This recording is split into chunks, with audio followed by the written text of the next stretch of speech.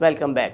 Germany के सनती शहर Frankfurt में सिखों की मुख्तलिफ तंजीमों की जानिब से भारतीय यौम जमहूरिया के मौके पर भारतीय काउंसिल खाने के सामने किसानों से इजहार यकजहती करते हुए मुजाहरा किया गया।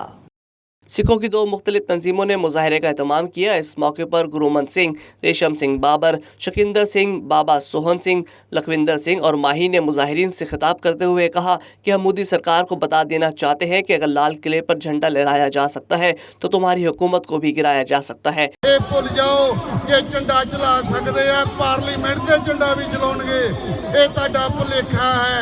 तुसीं मशीनां दी गड़बड़ी करके वोटां नाल धक्के नाल एक धर्म का राज करना चाहते, बिल्कुल नहीं हो सकता।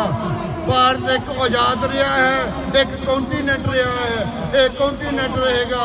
इन्हां लफ्ज़ां नाल ही लेके रहांगे, लेके रहांगे, लड़के रहेगा, लड़के रहेगा।